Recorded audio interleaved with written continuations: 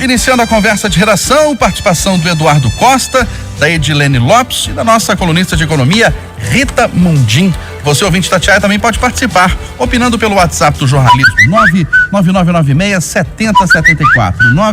99996-7074. Você manda pra gente a sua opinião em mensagem de texto e não se esqueça de colocar o seu nome, o bairro ou a cidade de onde você está falando. Bom, enquanto cidades do norte de Minas buscam cilindros de oxigênio para enfrentar alta nas internações por coronavírus, a Secretaria Estadual de Saúde diz que a responsabilidade é dos próprios municípios.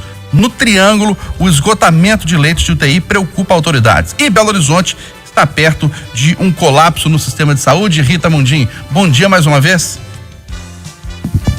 Bom dia, Eustáquio. É Edilene, bem-vinda aqui no Conversa. Bom dia a todos. Bom dia, Eduardo. Olha, a situação está beirando o caos, né? Então, o crescimento de número de infectados, essa potência dessas novas cepas do vírus, né? Que segundo a OMS tem 3 vezes mais velocidade de transmissão e uma carga viral 10 vezes maior do que o Covid-19 original. E, por outro lado, em paralelo, a falta de investimento no setor de saúde, porque a gente sabe que essa questão de leitos hospitalares é uma questão estrutural e eu acho que ninguém contava com uma segunda onda tão potente quanto essa. Então, de novo, fomos pegos despreparados e sem condições de fornecer o sistema público de saúde, sem condições de fornecer os leitos necessários para o atendimento da população. Mas isso não foi só no Brasil. Isso aconteceu e está acontecendo no mundo inteiro. Só que nesses momentos é necessário mais solidariedade. A gente tem que criticar, mas a gente tem que fazer por onde. Então, eu acho que é hora de solidariedade, de diálogo, para minimizar os nossos problemas estruturais. Então, não adianta ficar só criticando e jogando a culpa de um para o outro, não. Vamos sentar, vamos conversar e vamos ver o que dá para fazer, porque é questão de salvar vidas. E nesse momento, né, na ausência da vacina, na quantidade necessária para uma imunização rápida, é o lockdown, é o isolamento social, a única arma que está nas mãos dos nossos dirigentes, sejam eles governadores, prefeitos. Realmente a situação está beirando o caos. Ô Eduardo, a situação está tão generalizada que a gente não sabe onde está pior, né? Bom dia para você, ótima semana. Bom dia, bom retorno, boa semana. Obrigado. Eu vou falar muito no tema 3, nesse eu vou ser sucinto. Tô com a Rita. E para você, Edilene Lopes, onde é que está o problema para esse caos que o Brasil está vivendo? Bom dia. Bom dia, Eustáquio Ramos, bom dia a todos do Conversa de Redação, bom dia aos ouvintes da Itatiaia. Bom, a Rita está certíssima no posicionamento dela. Eu acredito que esse seja um momento de encontrar soluções. Em relação ao socorro do Estado aos municípios, ele é inevitável. Os municípios passando dificuldade, o Estado vai ter que responder e vai ter que socorrer, que é o ente imediatamente na hierarquia, considerando os executivos, o que está acima. Então, o socorro terá que vir do governo do Estado e lembrando que neste momento o governo passa por uma troca de secretários. Carlos Eduardo Amaral e Marcelo Cabral não estão mais no comando da pasta. Muita gente discute se as pessoas que foram vacinadas serão todas exoneradas. O chefe de gabinete, João Pinto, que também foi vacinado, permanece. E eu acredito que Fábio Baquerete, que agora é o novo secretário, vai manter parte da equipe, porque se ele sair exonerando a secretária inteira, como é que ela vai funcionar? Então eu acredito que nesse momento ele vai enfrentar um grande desafio, está chegando com um grande desafio. O Estado vai ter que socorrer os municípios. A gente vê que já falta oxigênio, por exemplo, né? Oi, Edilene, no âmbito federal, mais problema, né? Porque em um ano de pandemia, estamos na iminência de termos o 4º ministro da Saúde, né? Depois de Luiz Henrique Mandetta, Nelson Tais, Eduardo Pazuello, e agora é possível a saída dele. Exatamente, Eustáquio Ramos. E um bastidor de Brasília, eu conversei com alguns militares de Brasília e eles disseram que há uma pressão grande, além de uma pressão do mercado, uma pressão da economia para que algo seja feito. O Pazuello também sofre uma pressão interna das Forças Armadas, porque o Exército carrega essa aura de ter uma fama de gestão e ele não conseguiu até então, pelo que se mostra até o momento, comandar o Ministério como deveria, tomando frente em relação à vacinação. Então ele sofre uma pressão externa com militares que estão preocupados com a imagem do Exército, com a imagem das Forças Armadas. Então é inevitável a chegada de um novo ministro. Agora, se será ou não a Ludmila, ninguém sabe. Fato é que ela é o nome do Centrão, né? Tá na hora, Eduardo Costa, de trocar o ministro da Saúde? Pois é, essa é a diferença do que quando a Rita fala que o problema é um drama mundial, é verdade. Mas a avacalhação é toda nossa, né? 4 ministros em um ano de pandemia é o fim da picada. A exoneração também do secretário aqui por esse ato, que assustou todo mundo, também é o fim da picada no governo Zema. E a divulgação da lista dos vacinados, a Assembleia disse que não é ela, a Secretaria disse que não era, mas divulgaram a lista. E gente que tinha que ser vacinada está sendo exposta, o que é outra meleca danada. Pior de tudo, Eustáquio, é que a forte candidata para ser a futura ministra da Saúde não é uma indicação do Conselho Federal de Medicina, nem da Associação Brasileira de Medicina, é uma indicação do Centrão. Aí não tem jeito. E para você, Rita Mundim, momento de trocar o ministro da Saúde? Pois é, esse é que é o X da questão, né? Ao invés das pessoas assumirem as suas responsabilidades, abrirem o diálogo, começa aquele negócio, a culpa é de fulano, a culpa é de cicrano. No que a Edilene falou, o Pazuello, né, para os militares existe uma logística de guerra e ele não conseguiu implantar essa logística militar tão como se os militares eles tivessem esse preparo para esse tipo de situação e ele se mostrou despreparado. E nesse momento, agora acabou de sair aqui, radar da imprensa, Ludmila Rayá vai negar cargo, segundo Lauro Jardim, né? O colunista lá do Globo, acabou de sair aqui. Após ser cotada para ocupar o ministério, ela vai comunicar oficialmente que não aceitará o convite. Então é o que o Eduardo falou, nós temos as nossas mazelas. O Covid é um problema global, o vírus é uma guerra mundial, mas aqui a bagunça é geral. Por que a bagunça é geral? Porque politizaram tudo. E na hora que você politiza, é um grupo contra o outro, é um querendo derrubar o outro, ao invés de todo mundo querer ajudar a sociedade brasileira. Esse é o grande problema do Brasil hoje. Por isso que fica parecendo disputa de futebol, Atlético contra Cruzeiro, Palmeiras contra Santos. Que coisa triste, que falta de responsabilidade dos nossos representantes que foram eleitos para representar a sociedade e não para ficarem defendendo os seus próprios interesses e os interesses de seus partidos e nem para colocarem nesse momento de caos as eleições de 2022 na frente do combate à pandemia, na frente da compra de vacina. Que venham as vacinas, que haja uma rede de solidariedade entre todos nós, políticos, meio empresarial, todos nós, a hora de diálogo, de unirmos forças e não de ficarmos procurando culpados. Somos todos culpados. Nós porque elegemos políticos tão despreparados e eles porque não têm a capacidade de nos representar. Bom, e festas, Eduardo, com aglomerações marcam o fim de semana na região metropolitana de Belo Horizonte. Agora eu quero gastar um tempinho maior. Peço, venha aos parceiros. Se tem uma coisa, Rita, que é diferente na vida do jornalista para o economista, aliás, não, o economista também tem que ficar de olho no mercado, né? Nós todos que temos trabalho chamado intelectual, nós não temos paz. Eu estou como sofro, porque eu passo o fim de semana todo, eu fico distraído. Quando vai dando 10 horas, ligo e Tatiana Patrulha. Quando vai dando 11 horas, ligo. Ontem, 10 da manhã, a Edilene estragou meu dia com a notícia que veio de Vespasiano.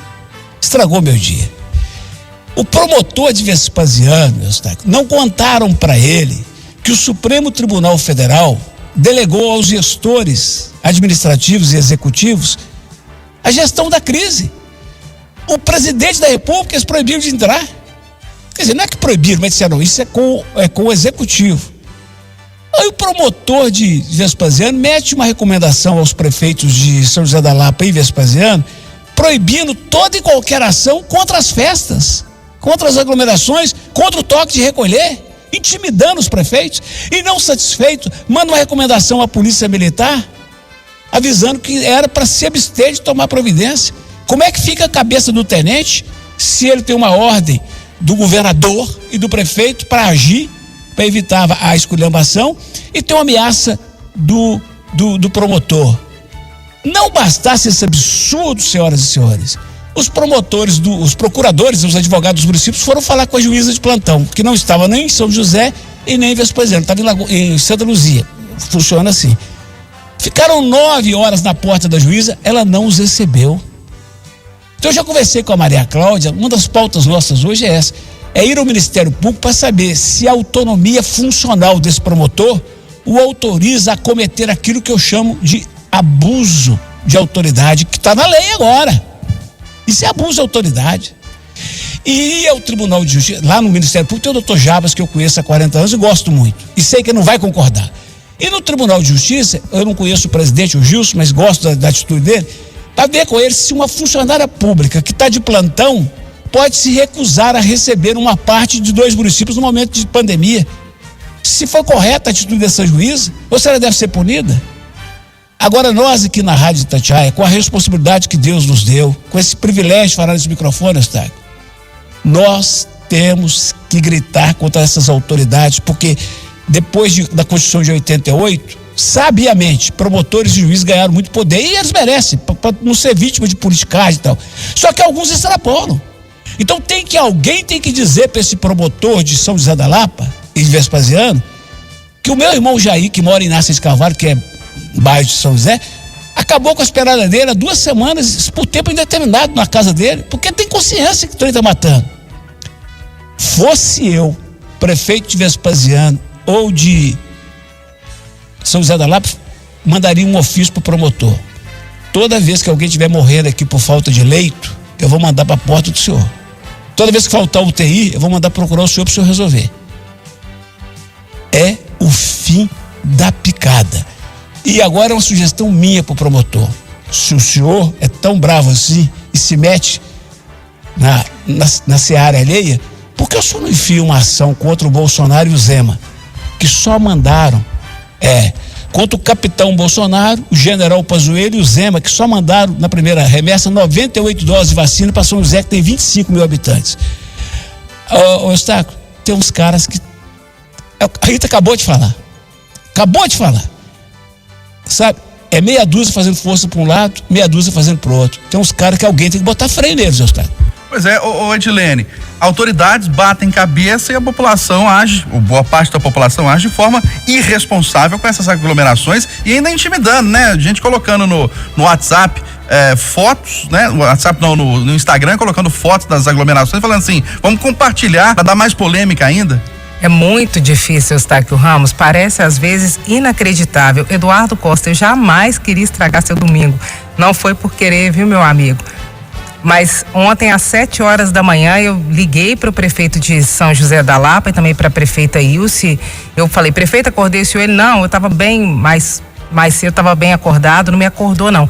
Mas o fato é que quando eu recebi essa recomendação, nós demos no Jornal da Itatiaia, primeira edição, em primeiríssima mão, e a Justiça respondeu que pelo processo judicial eletrônico receberam a petição, embora a juíza não tenha recebido pessoalmente os prefeitos, os procuradores e não tenha atendido diretamente esses por telefone. E o Ministério Público se posicionou dizendo da autonomia funcional do promotor, né, Eduardo? Agora, fato é que o prefeito estava apavorado, porque ele falou que nos finais de semana as festas que são realizadas em sítio não precisam de alvará e ele não tinha como impedir a realização dessas festas. E tem muitos sítios em São José da Lapa, tem muitos sítios em Vespasiano, e o que o promotor argumenta na recomendação dele é que não há previsão de confinamento obrigatório e toque de recolher na Constituição Federal e nem na lei federal. Então, os prefeitos estariam incorrendo em improbidade administrativa caso permanecessem fiscalizando com seus órgãos fiscalizadores, e a recomendação era de fato para a Polícia Militar, já que esse esse promotor é do controle externo da Polícia Militar. Então ele recomendou que a Polícia Militar não fiscalizasse. Agora, Eustáquio Ramos, Eustáquio e Eduardo, repercutiu demais da conta isso. Os prefeitos deram coletiva ontem e agora o Ministério Público, como você disse aí, vai cobrar bastante, deve se posicionar, porque eu tive acesso a uma mensagem que está circulando em grupos de WhatsApp dos promotores, e aqui é uma informação em primeira mão. Promotores, principalmente da área da saúde, pensam em fazer uma representação contra esse promotor no Conselho Nacional do Ministério Público. Eles já estudam essa possibilidade, porque a medida que ele tomou vai contra, a princípio, o que o Ministério Público tem pregado. Tanto é que o Ministério Público, na sexta-feira, nós também informamos aqui em primeira mão, determinou que até o dia 19, todos do Ministério Público ficam apenas em trabalho remoto em função da pandemia da Covid-19, ou seja, pode haver uma representação no Conselho Nacional do Ministério Público contra esse promotor. Ô Rita Mundim, pra você, é irresponsabilidade demais das pessoas fazendo essas festas ou falta de fiscalização demais também? Mas você vê, olha o que a Edilene nos narrou, olha que confusão, eles não estão se entendendo, eles não conseguem entender o momento, né? Então ficam uns contra os outros dentro do próprio Ministério Público. Então você imagina a sociedade, esse é que é o grande problema. A sociedade fica igual barata tonta, porque é feita uma reunião, né? A gente elogiou aqui demais a reunião dos municípios, né? Da grande BH, inclusive elogiamos, né? Essa volta do diálogo, tomam posições conjuntas, o que é bom, o que orienta a população, e de repente, não mais que de repente, vem o próprio membro do Ministério Público proibir que as festas sejam fiscalizadas pela própria polícia, que tem o papel de... Então não dá para entender mais nada, a gente fica completamente perdido. A única coisa que a gente sabe é que o vírus é mortal, que a velocidade de transmissão aumentou, que a vacina é pouca e que a carga viral é 10 vezes maior e que a gente tem que ficar quieto em casa até que chegue a vacina. Ô, Eustáquio, sim, mais um minuto. O prefeito ou a prefeita é quem é eleito pela população e é de quem a população cobra. O prefeito ou a prefeita vai para tudo quanto é banda sem se vacinar, porque se vacinar vai ser escândalo, vai sem se vacinar correndo todos os riscos. Fica um promotor que está home office, uma juíza que está home office dando canetada. E a expressão que eu queria falar não pode, é defecando, achei uma, defecando regra. Defecando regra. Ah, mas não está previsto na Constituição. Gente, nós estamos na pandemia, gente. Nós estamos na pandemia. Repito, todo fórum, toda a justiça no home office, todo o Ministério Público no home office. No caso dos juízes, eles estão esperando a vacina, porque a associação deles ganha para ser vacinado na frente dos outros. E arrebentando com a paz do prefeito e da prefeita, que querem trabalhar, proteger as pessoas. Nós mostramos na Record agora de manhã, o pau comendo solto, filho, o pau caindo na folha no Nova Pampulha no fim de semana. Sem falar naquela festa lá de Alphaville, né, senhor Eustáquio? O bacana lá, acusado de tudo quanto é rolo, tá tirando a paz do povo. Ô, senhor Eustáquio, é difícil demais, mas nós estamos aqui na rádio para falar isso, senhor. Pois é, mas está na Constituição, mas e para que servem as decretações de calamidade pública nos municípios e nos estados? É justamente para o poder público, para o prefeito, para o governador, ter mais liberdade e mais autonomia para realizar suas ações. Bom, e só para reforçar um dado aqui muito grave em relação à pandemia, 280 mil mortos em um ano aqui no Brasil. É mais do que o dobro de assassinatos e acidentes e mortes por acidentes de trânsito no período de um ano também. São cerca de 60 mil mortes por acidentes de trânsito, 60 mil por assassinato, a 120 mil por ano. Temos já 280 mil mortes por coronavírus. É mais do que o dobro do número de óbitos. Bom, e grupo conservador protesta contra medidas mais rígidas na capital e critica ministros do Supremo, Edilene. Pois é, Eustáquio Ramos, nesse domingo eu cobri essa manifestação, foi realmente uma manifestação muito grande, com muitos carros, começou na Praça da Liberdade e terminou na Praça do Papa. O principal objetivo deles foi pedir a destituição dos ministros do STF e a eleição direta para esses cargos. Em relação à eleição direta, é até uma reivindicação plausível, já que a indicação política seria um problema, é algo que poderia ser pensado. Agora, a destituição de ministros do STF, imagina, é a mesma coisa de um impeachment, ou pode ser algo até mais grave. Como é que você paralisa o Supremo Tribunal Federal, que é a corte principal do país, né? Então é complicada a reivindicação, mas é uma reivindicação justa, todos têm direito de fazer suas reivindicações, né? Mas é uma questão polêmica, isso é. Rita Mundim, e essa manifestação? Olha, eu acho que pelo que o Brasil vem vivenciando nos últimos anos, esse tipo de manifestação ela é justa e procede, né? Porque tem muita gente que não concorda com a politização da justiça e muitas vezes a gente percebe, né, que a Constituição pode ser interpretada de várias formas e quem interpreta a Constituição são os ministros do Supremo. Então a gente que é leigo, né, que confia no Supremo para preservar a Constituição brasileira, às vezes fica meio na dúvida com as leituras que são feitas, né, com a mudança de posicionamento dos ministros ao longo de um processo. Então, eu acho que esse tipo de manifestação é justo, e eu acho, concordo com a Edilene, mudar a forma de indicação dos ministros seria, por eleição direta, seria uma boa, porque quem escolhe os ministros é o presidente da República, né? Então fica uma escolha política, né? E nós estamos no Brasil, né, gente? Aí fica mais política ainda. Eduardo. Defendo a mudança na forma de a pessoa chegar lá há 30 anos aqui na Itatiaia. Acho absurdo, do jeito que indica o desembargador, né? Do jeito que indica o conselheiro aqui do Tribunal de Contas, cada governador põe 2 lá. Um fala com o outro, que fala com um, e fica tudo desse jeito.